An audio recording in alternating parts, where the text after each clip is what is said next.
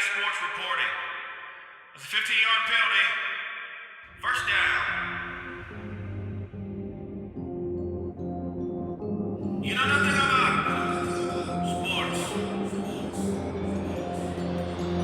Nuts prod not the beat.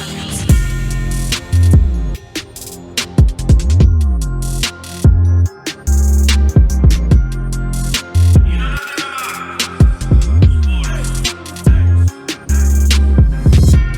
Hello, America. Welcome to You Know Nothing About Sports. Know nothing about Because we know nothing about. We know nothing, absolutely nothing. but the commentary you're going to hear this evening, we might sound like. All right, this thing K-Man sent about Jalen Ramsey wanting to trade, man. What's up with that? Him and Doug Marrone got. If you saw the clips, him and Doug Yeah. Marrone got into it on the sideline. Mm-hmm. That's just a player not disrespecting his head coach.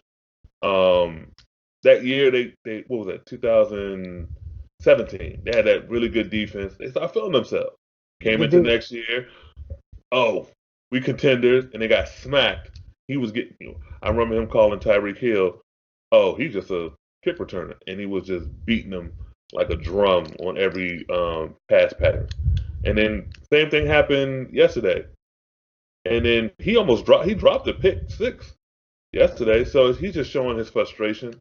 I think it's probably some other stuff behind the scenes where the Jaguars are now just saying we want a number one. What you think, B? Yeah, pretty much the same. I don't think nothing's gonna materialize out of it.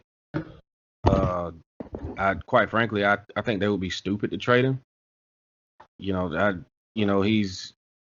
I'm not sure if he's worth a first, but he's good enough to where you continue to build around him. And Yeah. I mean, he's a young dude, he's a young guy, and he's just having a temper tantrum right now. He's having a temper Exactly. tantrum, and he needs to be a big boy, pull up his drawers, be a big boy, and just suck it up. Everybody look. You can't. Okay, to a certain extent, you can, but for the most part, you can't pick and choose where you want to play. A lot of times you have to play the hand that you're dealt. And just because your team is struggling right now and you want out, I mean, don't do that. Be a big boy. That's you hit it right on the head right there, B-Wig. That's what it is. He's frustrated. Like the K-Man said earlier, Yeah. they started feeling themselves a couple of years ago, and the last year and like starting out this year, they're not doing too well. So he's like, I got to get out of here. I gotta go. I gotta move. And I'm gonna bring this up because I heard this on several TV shows today. Y'all mentioned about him getting into it with his coach on the sideline. All right. We're gonna talk about this for like 2-3 minutes. Do you guys think that's good or is it bad? Because you saw what Aaron Rodgers did, right? Yeah, I was gonna bring that up too. I'll go first. I think it's bad. Like, you really haven't done anything in this league. You had one good season, and then last season not so much, and then the season before that. I mean, this season not so much. I mean, yeah, Doug Marrone is as bland as burnt white toast. But it's still a respect factor. I mean, what was he doing that caused you to just get into a shouting match with your coach on that you had to be separated? Like, what caused that? So he's not worth a first, but a second, yeah. That's what And I'm if I thinking. was and if I was a contending team, say like the Chiefs or the Eagles, whose secondary is not so good, I make that call. How about you, B? Well, I think there's the possibility, that they could trade him. I think in the past couple years, I think you've seen a new precedent set in the league where, it used to be where, it was just the NBA all about trades. It was Major League Baseball all about trades, and you didn't really hear about these star players moving from these teams. Well, the past couple years, you've seen that teams aren't afraid to move on from these outspoken diva players. So with that being said, I do think that there's a possibility. I don't think it's gonna happen, but I do think that there's the possibility that he could be traded. But as far as the blow up is concerned, you got to show your coach more respect than that. If you got a problem with something, take it up with your position coach. Take it up with your coordinator. But don't do that to your head coach. What have you done to merit you getting heated at your coach? Now, you both made good points, man. Now, my only argument against both of y'all is, don't you want guys that have that fiery passion to win? At the same time, I understand you shouldn't take things overboard like that on the sideline, make a big old spectacle. Yeah, passion. Yeah, you gotta have passion, but there's a difference between having passion and being disrespectful. Yeah. What he did was disrespectful. Now you can have all the passion in the world, but there's a line you cannot cross. If I'm the coach, I'm like, I'm going up to talk to the GM because you might not play next game. No, I'm serious. Like that's the type of you a grown man, but dude, you gotta show more respect than that. And remember who their GM is, so he would gladly sign off on that. Exactly. Yeah, Coughlin, you better. Hell, didn't Coughlin have that rule? If the meeting's at 2:00, you better be there at 1:50. At 1:50, Yeah. If you're not there at 1:50, you late. Yeah. All right. Now let's go on to this one little small thing called Antonio Brown. Oh man, this I can dude. barely call that dude by name right now. We read the SI article, man. K-Man and I were talking earlier, B-Wig, and if you read the article, man, you see it's a pattern. I read it. I read it while I took Braden to swim class, and the 30 minutes that he was out there in the pool, I was sitting there reading that article, and I read it in its entirety, and that's like, I want to say it's eye opening, but at the same time, it's not, because we already know the type of dude that he was, but just not to this extent. Not to this extent. So just go read the article. It's out on SI.com. Yeah, man. Go read the article. The fool doesn't deserve. He doesn't deserve New England. He doesn't deserve them. He doesn't deserve to win a ring this year or ever.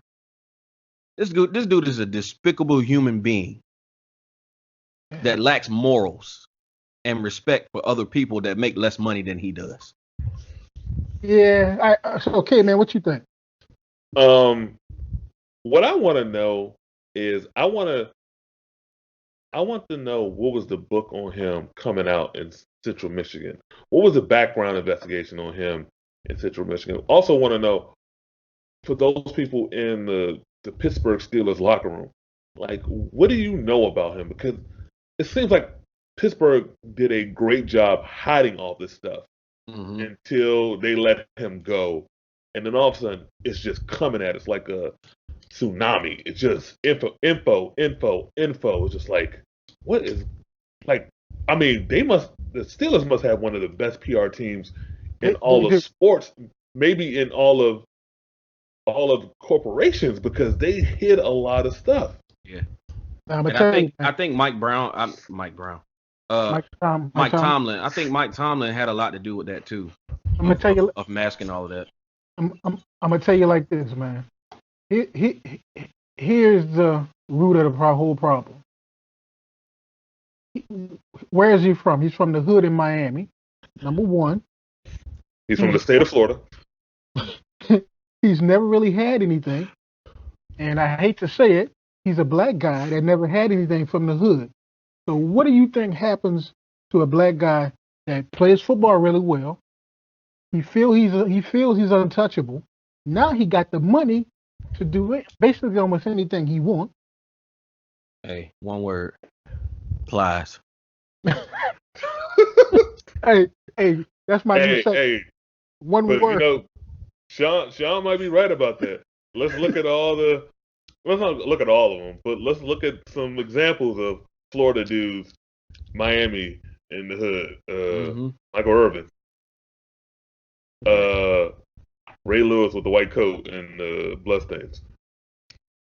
I Right. mean, Allegation. Hey, that's just like we had a conversation I think last year on the podcast when I asked Brandon. I said, "Hey man," I said, "Would you let Braden be that kind of kid growing up? He's been passed off. Oh, let's just pass Braden. He's an awesome football player, and he gets to that level. That's what I'm saying. All of this with Antonio Brown had to start somewhere when he was real young. No one did anything because he's considered privileged and from the hood. Everyone Yes. wants to be around him. Mm-hmm. Yeah. Talent allows you to do a lot. I remember a long time ago. I mean, I was in high school, and I'm aging myself. I used to get. I mean, I'm about to age myself with this next statement. When I used to buy Sports Illustrated magazines, Oh God. Yeah. they had an Yeah. article about I think the '97 Colorado Buffaloes and all the stuff that was going on in that team, and it was just like, I mean, it was bad. Like one of the dudes got one of the position coach's daughters pregnant. it was bad, Yeah. but it was just you look the other way when talent is there. It just seems that's always been the classic case. But I mean, Lawrence Taylor, with the cocaine and all his problems, but he was so awesome. okay. Yeah. That being said, then we're gonna call this like the parting shots on AB on conversation. So, where do you think, as a people, we failed Antonio Brown at some point in his life? No, his parents failed him. Yeah. Dang, B, we just. I mean, I don't make no apologies about that. I'm dead serious. His parents failed him.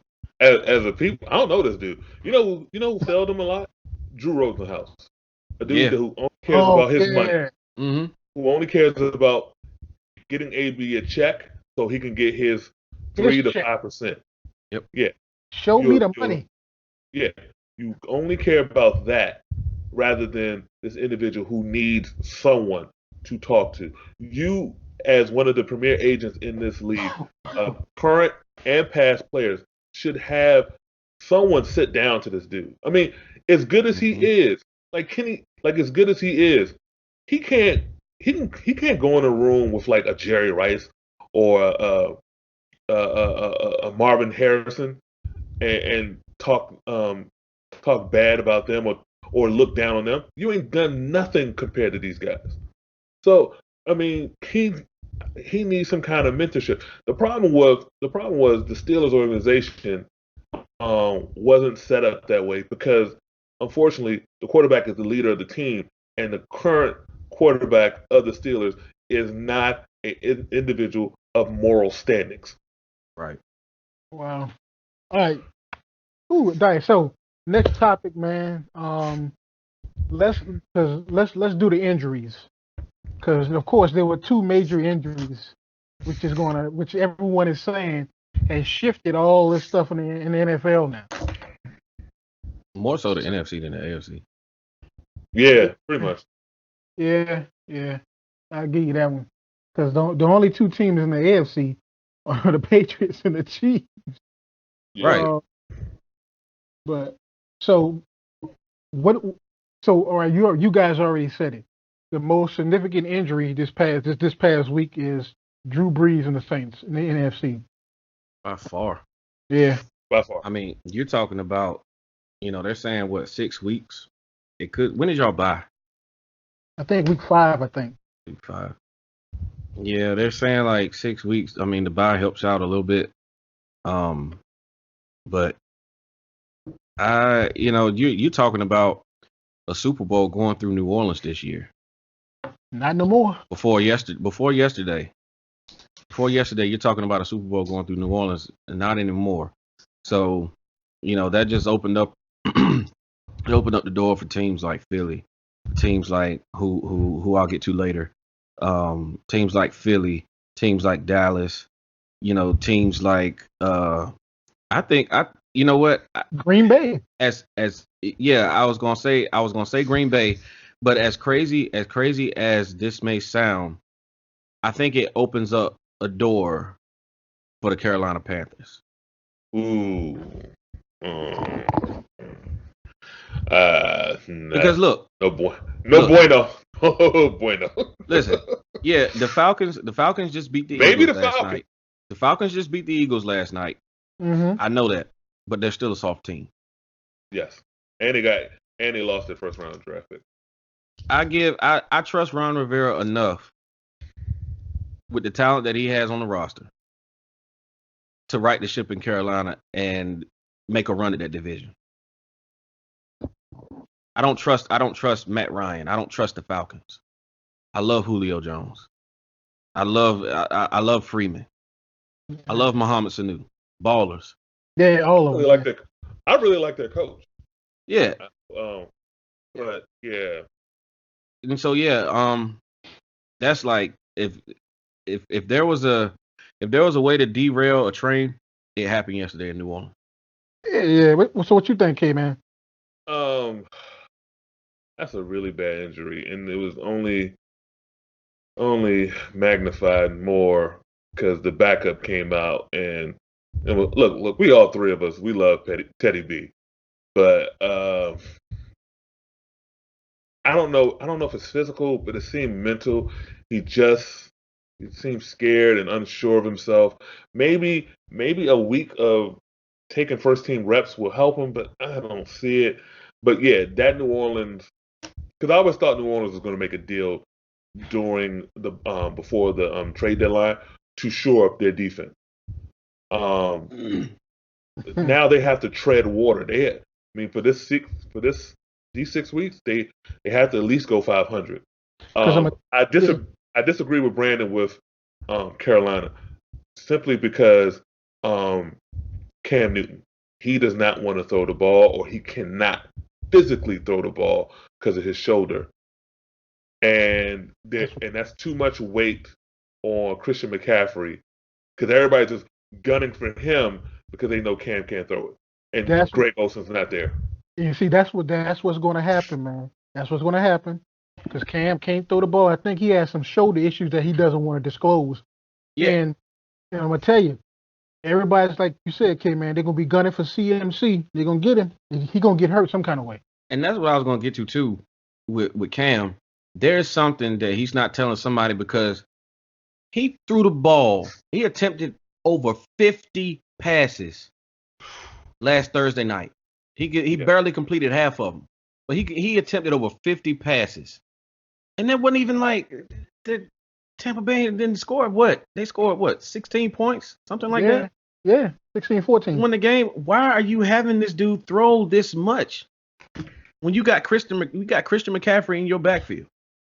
So there's something's going on there that is not surfacing.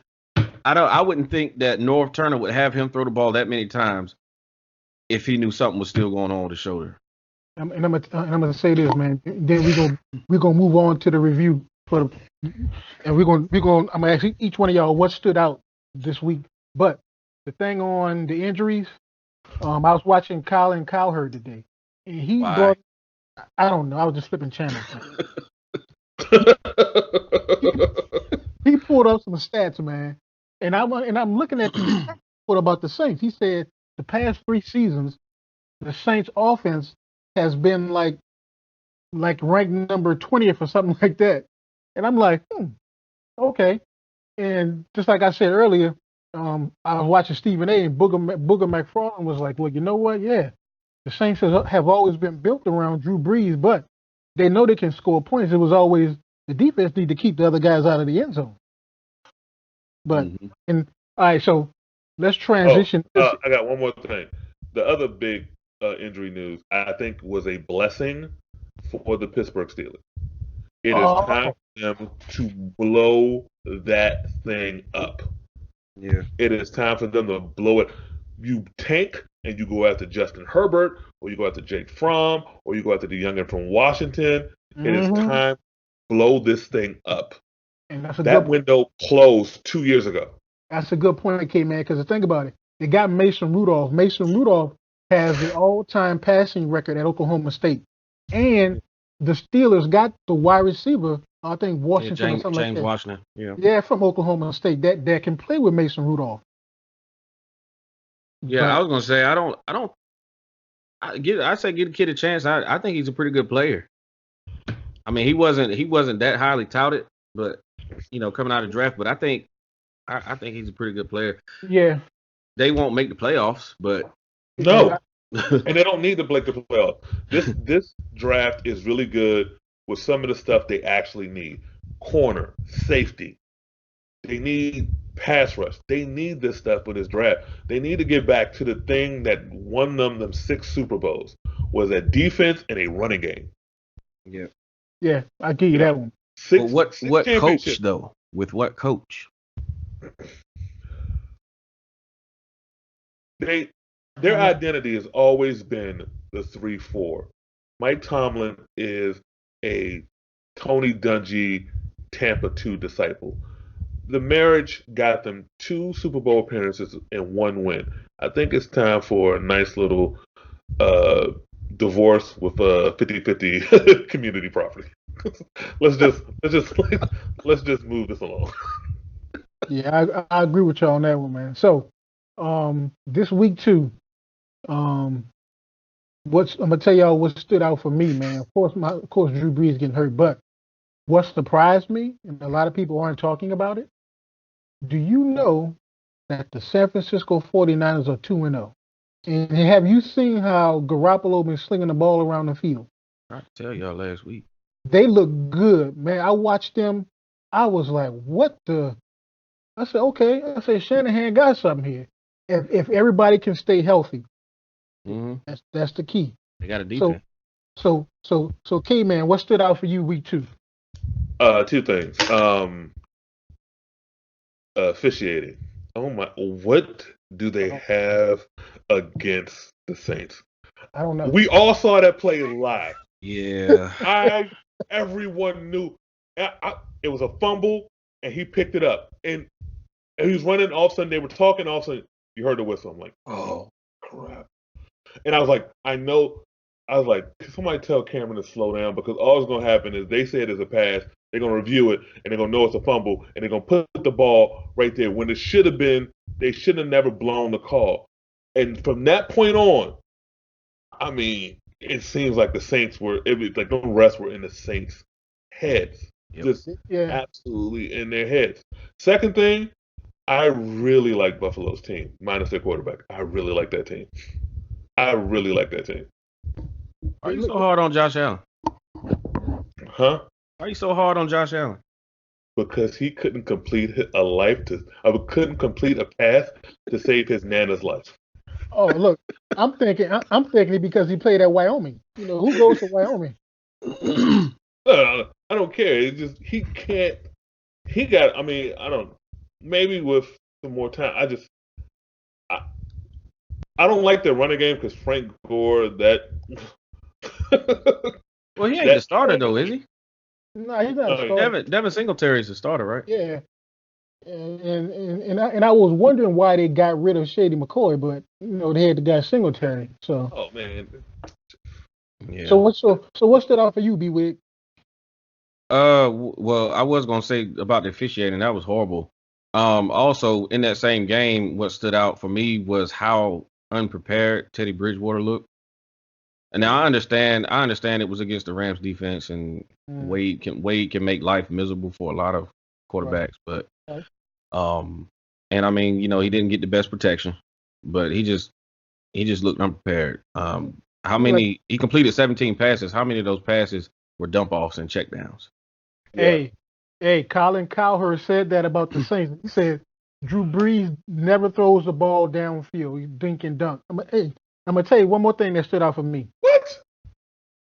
Yeah, where did he get that? See, that's why I told you. That's why I asked you why. And you Stop. said you. Stop watching FS1, please. Stop watching that thing, please. Come Drew on. Brees has made a career of dropping dimes on people. There's no other quarterback in this league right now. Actually, in the last 10 years that I watch when he drops back because his footwork and his ball placement. Colin Con, ugh. Yeah, I I know. blame Tony Kornheiser. I blame Tony Kornheiser for this because Tony Kornheiser left ESPN Radio, and then they had to go get somebody, and ESPN got him, and this disease has infected sports for the last 14 years, and it's annoying. Oh, look, Get off my rant. look. It was clearly when I was watching him, he doesn't like the Saints for some reason. But hey, B Wig, I'm gonna tell you like this, man. He doesn't like himself. I'm gonna tell you like this, B. Man. And while I was watching the game yesterday, the 1 o'clock game here in this area, Yeah. I was like, Here we go. my man Dak is on point, right? I said B Wig was on to something. I said Jerry better pay that man. I've been on to something since the playoffs last year. Stop trolling, John. Listen. While we're on Dak, do you know who had the most completions in the league after the Cowboys traded for Amari Cooper? Do you know who had the most completions in the league? Yeah. B, we saw the Texas thing, man. No. That was yards per attempt. He's number one in yards per attempt this year. Oh, okay. But going back to last year, after we got Amari Cooper, do you know who led the league in completions? Dak Prescott. Yeah. Josh Allen. There's this narrative that people are trying for dear life to hang on to concerning this dude because they just want to be right. Let it go. The dude is a great QB. He's a great QB. Face it. He's grown. Listen, he was a 4th-round pick for a reason. He didn't have the intangibles. He didn't have all the intangibles of Jared Goff, of Carson Wentz, of like a Patrick Mahomes. He was a 4th-round pick. He was a 4th-round pick because of that drunken driving thing. But that's why he was a 4th-round pick. That wasn't that bad though. But listen, that wasn't that bad. He was going 2 or 3. I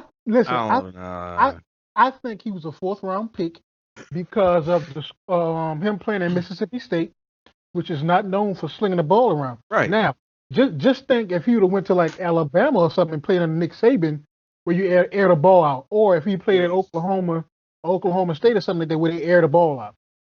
Alabama does not produce quarterbacks. Let's stop that. The bottom line is from midway through last season or through 3/4 of last season up until now, Dak has been the most unfairly criticized dude in the entire NFL, and it has no merit. All he's done since he's been in the league is win games. Hey man, he's never had a losing record. I was thinking that yesterday when I was watching the he carried a team to 9-7 when Zeke missed 6 games. Mm-hmm. Had he been the player now, or had he been the player then that he is now, that team would have easily been in the playoffs. Hey man, I'm gonna tell you, man. Just like you said, it's like I watched him grow up from when he came in his rookie year to where he is now. Yeah. Because just like Jimmy Johnson was saying that Troy Aikman was like a leader, and they asked Jimmy Johnson, they said, "What makes a leader?" And Jimmy Johnson was like, "Well, I don't know what makes a leader, but Aikman was a leader." Dak Prescott is a leader. He's grown into that role, and what I like about him is the way that he carries himself. Yeah. He's not all pompous and all loud. He said, "Nah, look, I'm gonna go out there and do my job. I'll work out the contract thing later." Right. Now with this explosion that's happened the first 2 weeks, it ain't gonna last, and everybody knows that because look, he's gonna face better defenses, and at the heart of our game plan is always Ezekiel Elliott. So there are gonna be weeks where Dak carries the team, but more weeks than not moving forward, I think you're gonna see more of Ezekiel Elliott, especially with Michael Gallup being out. for 2 to 4 weeks now. You know what? That's a good point you bring that up, B. Because when I was watching the game, I wanted to ask you, and I'm assuming because that guy Pollard is pretty good. You noticed for I think almost that entire third quarter, Zeke wasn't really in the game too much. So I'm looking like, are they trying to, are they thinking the Redskins is going to come back and do something in the fourth quarter and make this a tough game? We're going to need Zeke to run the clock out. They still No. pacing him. No. They still pacing He him. missed he was in Cabo working out with Marshall Falk, so he Right. still need to get his legs underneath him. And no offense, but you don't need to waste him on the Redskins. Let's be honest. This is a marathon. It ain't a sprint. If you have eyes for that Lombardi, you're not going to run your all-purpose, all-world top 5, top 3 back against that awful defense. You're not going to waste your time on that, especially when you know they don't have the offense to come back and beat you. They just have the offense to backdoor cover. That's all they had. That's what they did against Philly. And then you look at the score like, oh my God, it was close. No, it wasn't. I got something for y'all. Got something for both of y'all. I'm gonna put this question out there. I'm gonna let y'all answer. Then we're gonna move on to my new segment. I say one word. Now, here's the thing. All these guys getting injured, right? The rumor is that because in the preseason, a lot of the starters didn't play. Do you guys think that's the reason they had most of these key injuries because these starters didn't play in the preseason? B. Like what injury? Like all the injuries that happened, like Drew Brees' finger. That's freak. That's freak. That's a freak accident. That's Drew Brees throwing his arm forward, and then it just going up against the big mitts of Aaron Donald, and that just gets hit. And let's not forget that this is the most physically taxing sport in the world. Yeah. And injuries are gonna happen. Like, they'll happen to different people from week to week, month to month, year to year. But at some point, they're gonna happen. Could players be better prepared? Could they be more stretched? Yeah, sure. But at the end of the day, you're not going to be able to do anything about the injuries. I mean, you can't help who it happens to. It's unfortunate that, it happened to Drew. But I mean, you can't, injuries are part of the game, man. Whether you play in preseason or not, whether Drew played, 4 preseason games or none, fate would have it that he was going to bang his thumb against Aaron Donald's hand trying to complete a pass. So, What you think, man? And Roethlisberger got his elbow hit, and I think he might need actual Tommy John surgery. That's what I'm thinking. Yeah, so that has nothing to do. Now, let's take the kid in Oakland, Josh Jacobs. He has a groin injury. You can kind of say, okay, maybe he'd have ran a little bit more, in the preseason, maybe he wouldn't have it because he's getting run a lot because in Oakland. And so that injury happened. But look, Michael Gallup's injury, I don't think that has anything with him not playing the preseason that much. Malik Jackson's injury, Les Frank, that's just a freaky injury. That was. Right. All right. Then our starting one technique, Antoine Woods, he went out with a sprained MCL. He got fell into, by his teammate on a routine play where you try and penetrate into the backfield. So it happens. All right. So this is my little segment, man. And I'm gonna start with you first, K-Man. In one word, sum up week 2 in the NFL. Hazy. I mean, because so the Patriots are 2-0, the Chiefs are 2-0, but San Francisco's 2-0. Isn't Buffalo 2-0? Buffalo, yeah. Buffalo's 2-0. Green Bay's 2-0. Green Bay's 2-0. So it's hazy. It's a little bit hazy. The pitcher. Get that Windex in there. The pitcher is going to start getting clear as we spray a little bit more, and the spray is, week 3 and 4 and 5, and it'll become a little clearer. That's a pretty good one, K-Man. All right, B. So One word, B. Describe week 2. Wow. And so From injuries to the Miami Dolphins to Dak Prescott to Philadelphia. Wow. Wow. I mean, you can't make this stuff up. Yeah, you can't. No, you can't make this up. I just got a question back there. Yeah. Nah, go ahead. About the Dolphins, and I saw this, and I actually talked about this with somebody at work. Could the Dolphins be tanking not for Tua, but Trevor Lawrence? Ooh. Trevor Lawrence is not coming out this year. Yeah, I know he's coming out in 2021. Yeah. Or could they be stockpiling picks or building a team around so they can take Trevor Lawrence in 2021? The reason I say no is because and I probably shouldn't go here, but I am. Who cares? The reason I say no, they got a lot of us in that organization. We ain't that patient. We ain't that patient. And they ain't that patient with us either. No, exactly. Yeah. The GM, the top assistant to the GM, the head coach, the top assistant to the head coach, they kind of all look like us. Look, what was the guy? Who was the guy? Who's the guy that got fired in Arizona after 1 year last year? What was his name? I can't think of his name. He's the coordinator of the Browns now. God, what is his name? I can't think of his name. I can't think of his name. But I'm talking about. Look, we ain't got time to be wasting years. We don't have time to be wasting years. We can't be that patient. That's the only reason why I say no. So my thing is, Ron, that K, man, that you reached for that one, man. The only thing. Look, I'm gonna tell you what I thought he was gonna say. Go ahead, Sean. Well, I was gonna say, man, because you mean to tell me that the next season hasn't even got here yet, and then what you was gonna say, Brandon? Go ahead, man. I thought you were gonna ask, are this year's Dolphins? Steve Wilkes. There you go, Steve Wilkes. I thought you were gonna say, are this season's Dolphins team worse than the 0-16 Detroit team? That's what I was thinking about. No, but oh yes, they are. They are.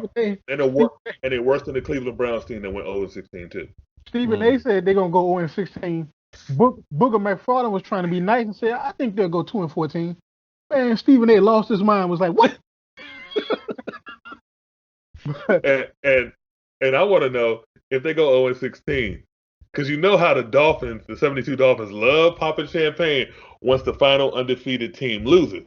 Can we pop like I don't know, sparkling cider for that organization when they go 0-16 every year? Shoot, I was gonna say let them pop some Corbel or something, some of that fake champagne.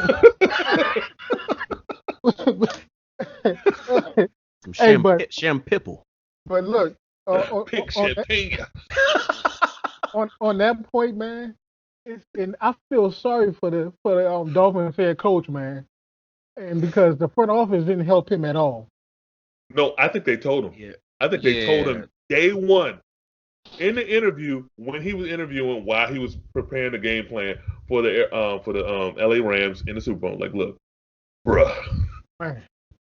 All right, we burning the house down. Mm-hmm. All right, you're gonna be there. We got 10 minutes, man. Let's start the predictions, man. Y'all tripping with that one, man. Hey, all right. The Thursday night game, man. Titans and the Jags. Who y'all got? Oh. Yeah, I know, right? Yeah, I know.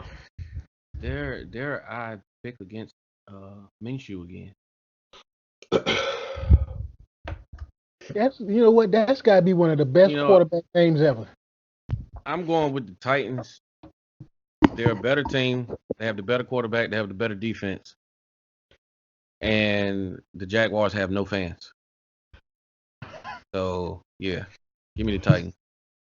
Who you got, K-Man?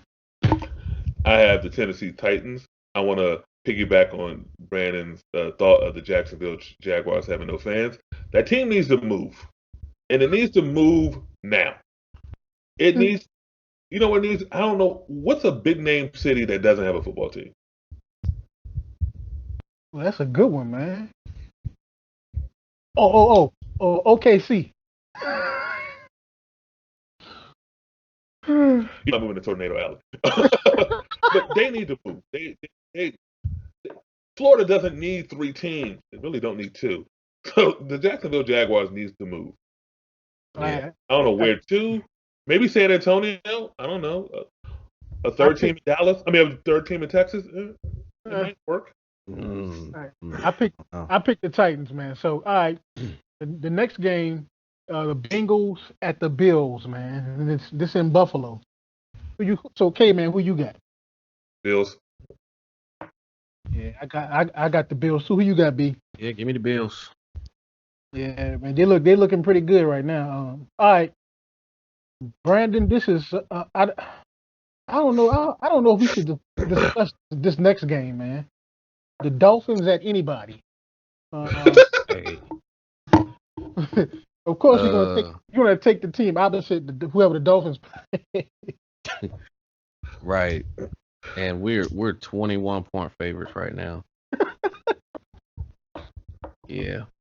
I mean, do we have to say it? No, we don't have to say it. So it's on record, or Well, yeah, you know what? Let's get it on record. Let's get it on record. Go. Who you got, B? I got the Dallas Cowboys. Big. All right, K man. Who you got? I'm going to say this.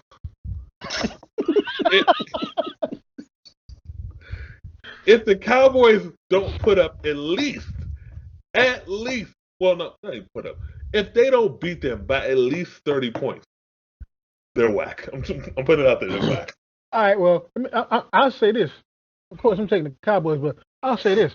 Hey, B, who's y'all backup? Because I'm taking the Cowboys. He gonna get some playing time. Cooper Rush.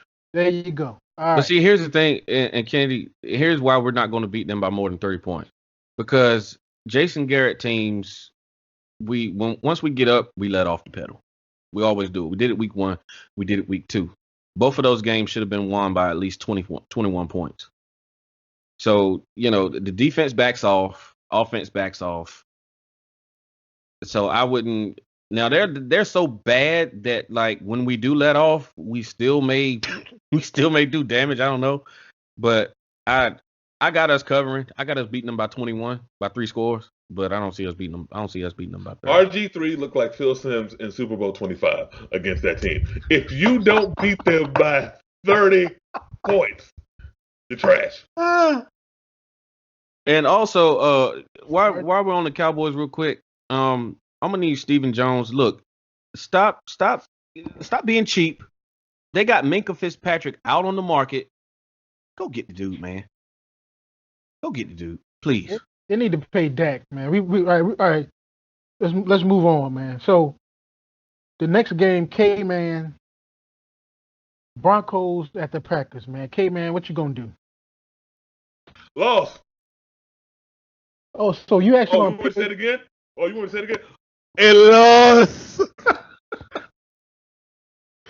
All right, Brandon, who you got, Was Brandon? that loud enough? Yeah, I don't see the Broncos going into Lambeau and doing anything of. Well, they'll do things of note, but it won't be good. Yeah, the play caller. Wheel of cheese.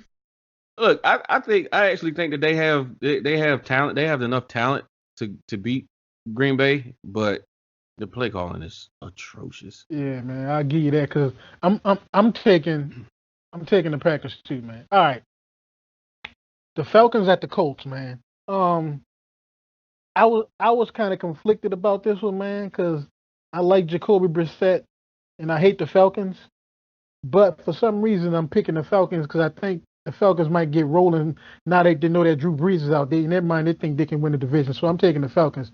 Be weird, who you got? The Colts are too physical of a team for the Falcons. I'm taking the Colts. Ooh, okay, all right, K man, who you got?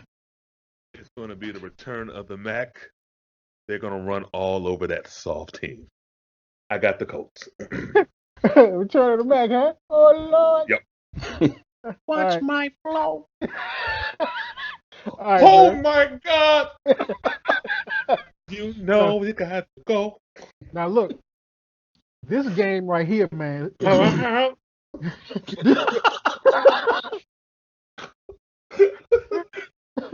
Hey, man.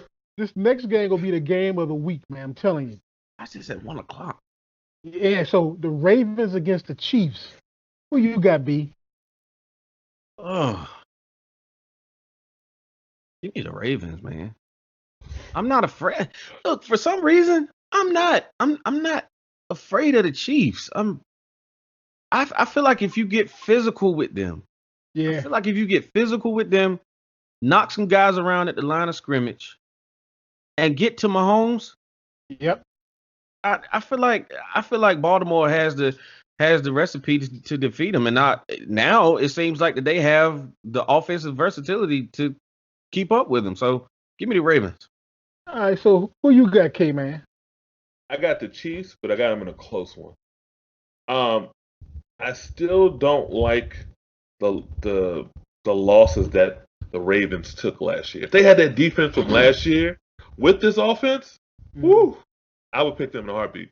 But I think Mahomes does enough to eke out a win. But this is the game where people will say Lamar Jackson's real. Hey, Because that pass that he threw to ice that game, look at the wrist. Oh Yeah, my Yeah, God. Woo. he dropped that joint in there. that's prime time right there. But I'm gonna tell you, man. I'm taking the Ravens, and this is gonna be a shootout. Somebody's gonna score like over 45 points, and then the loser is gonna have like 44, 43 points. Because this is gonna be a shootout. I wouldn't be shocked by that because that Chief secondary is soft and they cannot. And Hollywood Brown's going to just zoom past them. Yeah. All right, man. So this game, and it's funny that these guys are playing because I remember when I was young, these two players played in the Super Bowl when Kenny Stabler was the Raiders quarterback and Fran Tarkington was the Vikings quarterback. So we got the Raiders at the Vikings. Me personally, I'm taking the Vikings because my favorite color is purple. Yeah, I'll take the Vikings too. I don't We all think the Raiders are all good agree enough. it's the Vikings. Dalvin Cook is going to run all over them. Gary Kubiak is going to go back to week 1 and have Kirk Cousins only throw like 15 times. All right, man. So this next game is oh man, the Jets at the Patriots. Who you got, K? Who you got, K, man? This is hard. No, it's not. Patriots. All right, who you got, B? Ain't nothing gonna change, man. They're 17.5-point favorites for a reason, man. Give me New England. Yeah, all the way. I'm taking the Patriots anyway. Now, this game is going to be interesting. The Lions at the Eagles. Who you got, B?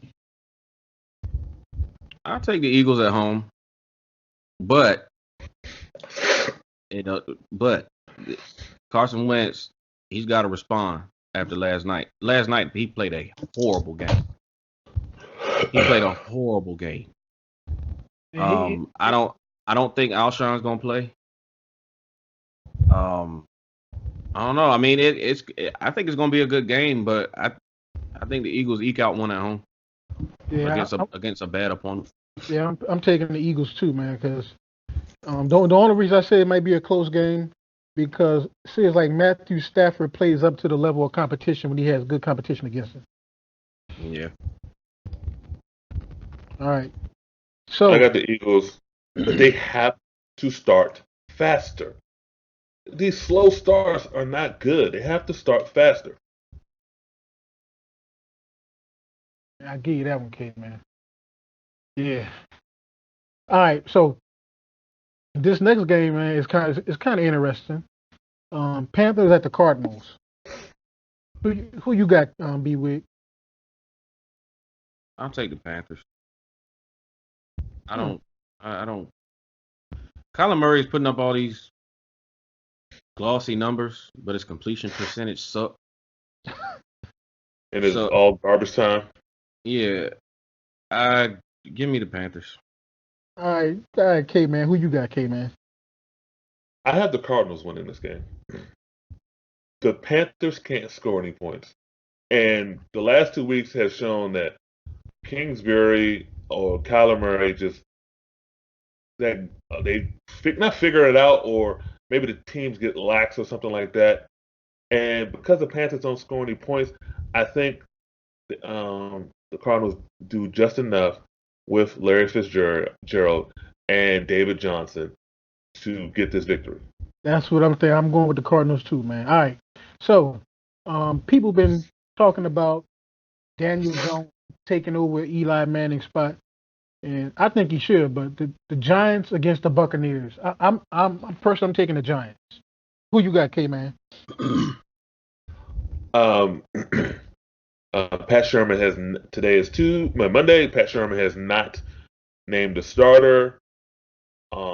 Maybe putting pressure on Eli. I still think Eli will be the starter. I think the Giants win this game, and Eli gets a stay of execution for at least another week. Another week. I agree with you. Who you got, B? Give me Tampa Bay. Giants, they're not good enough. They can't score.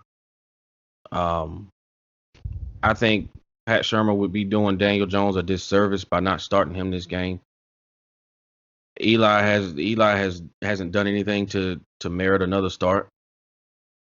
I don't think. I mean, the ship is sinking. Get Daniel Jones in there, get him some game experience, so he'll be ready for next season. Good point. All right. So this next game, man, I think it's gonna be another shootout. The Texans at the Chargers. I'm taking the Texans. Who you got, B?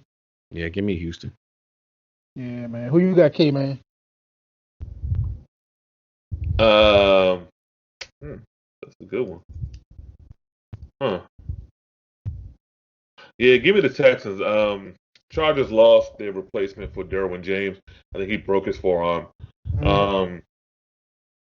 I think that defense gets enough pressure to slow down Phillip and the offense, and Bill O'Brien gets out of the way to let Deshaun Watson do his thing. So, yeah, give me the Texans. That's what I was thinking too, man. All right. So the next game, man, is the Steelers at the 49ers. I already told you about the 49ers. I'm taking the 49ers. Who you got, Kate, man? I got the 49ers. Yeah, easy. Who you got, B? San Fran. Yeah, because I think the Steelers are done. All right. So this next game, I think it's going to be. I think the Saints going to be on another game of the week because it's the Saints. We going up to Seattle, and of course, I'm already taking the Saints. But I'll be honest with y'all, man. I kind of hesitated for about a good 30 minutes on this one, man. I was like, man, I don't know with Bridgewater, man. But I'm gonna stick with my home team, and I'm taking the Saints. Who you got, B? So I was going to ask you why were you taking the Saints? So that's your team. You keep hope alive, right? There you go. All right, give me the Seahawks. Who you got, K, man? Yeah. Sorry, Wardy.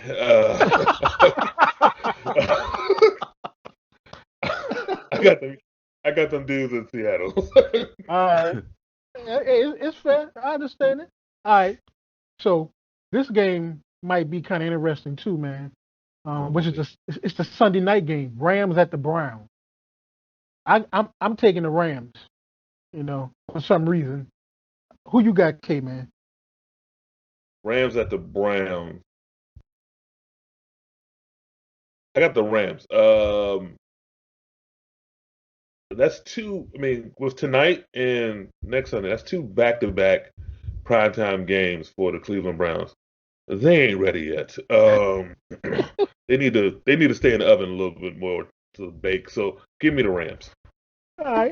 Who you got, B? Yeah, give me the Rams. I don't know why they're only 3-point favorites in this game. This is gonna be a beatdown. Well, I'm thinking the reason they're 3 points like that, man, because tonight I think a lot of the critics are saying that they're gonna the game about to start now. They get ready to kill the Jets. But all right, so Wade Phillips may make Baker Mayfield cry. So look out for that on the sideline Sunday night. Their fatal flaw is that offensive line. And Aaron Donald, you saw what that defensive line did to New Orleans, who has a solid offensive line. They're gonna take their lunch money. All right, so This game right here, man. The next Monday night game Ah, is the Bears at the Skins. B, who you got?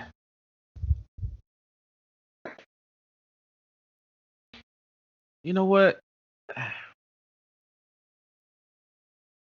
The Bears should win this game, Yep. but they won't.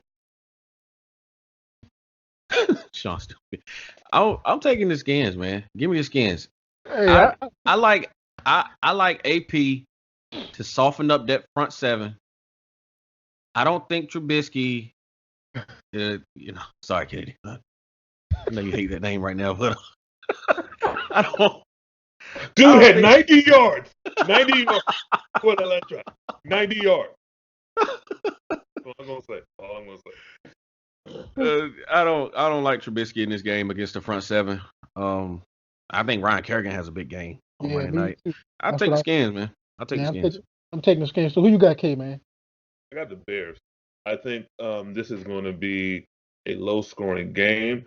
That after seeing the Bears up front, the Redskins off the line cannot handle Hicks, Mack. They can't handle them.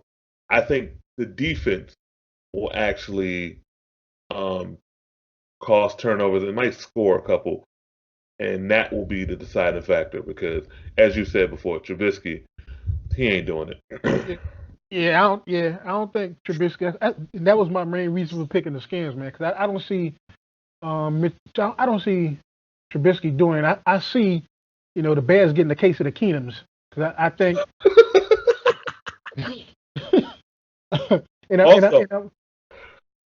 What'd you say, K-Man? That fan base is very depressed. I see a lot of Chicagoans coming into Rao John and making that Soldier Field light. Wait a minute. Hold on, wait a minute. You said Rao John? It's not called Rao. Said Rao John. I brought that back. Oh. Shout out to Lovell. Oh man. Brought that back. Yeah, you know what? I'm gonna go with the best quarterback on the field. Case Keenum is a better quarterback than Mr. Trubisky. Joe Flacco should have won. The Broncos should have won that game yesterday. Joe Flacco was the best quarterback on the field yesterday. I'm going with that same logic. Best quarterback on the field wins. I'm going Case Keenum. That's where I agree with you on that, man. All right, peoples. Another one in the books. Another one in the books.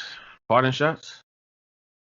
All right, go ahead. You go, K, man. You go first. Parting shot. The NFL has to do something about these referees. I mean, it's gonna get bad. Remember that video, that classic video from like 20 years ago, where the refs had to run out of the old Cleveland Browns stadium. Oh yeah. Soda. It's gonna be. It's getting worse.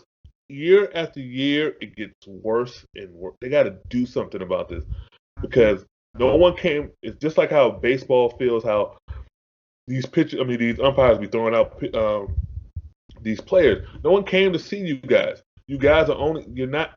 I'm not supposed to know your name. I'm not supposed to know a line judge's name. They gotta do something better than this. Agree with you on that. All right, B-Wig.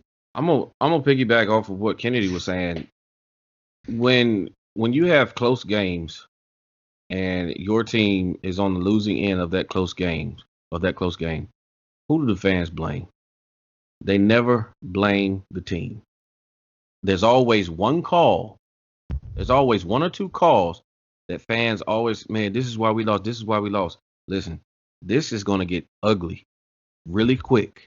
If we have another New Orleans in week 3, now it's sad that I have to call it that, but yeah, but you did them again. You did them in again yesterday. 3 times, right? So this is going to get ugly fast.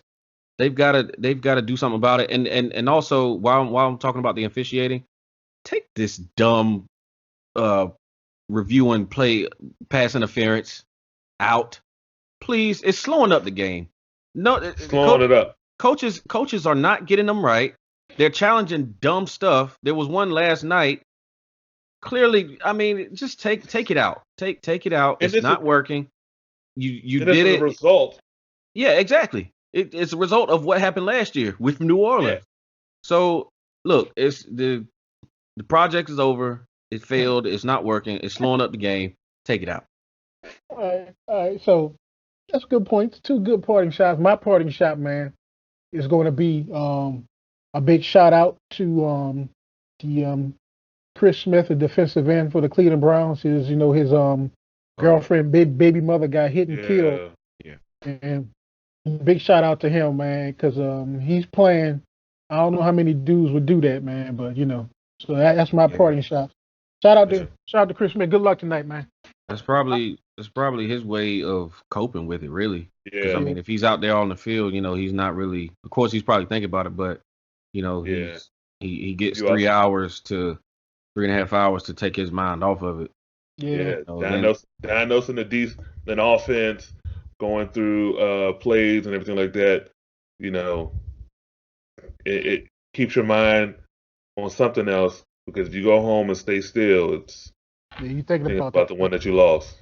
Yeah. All right, people.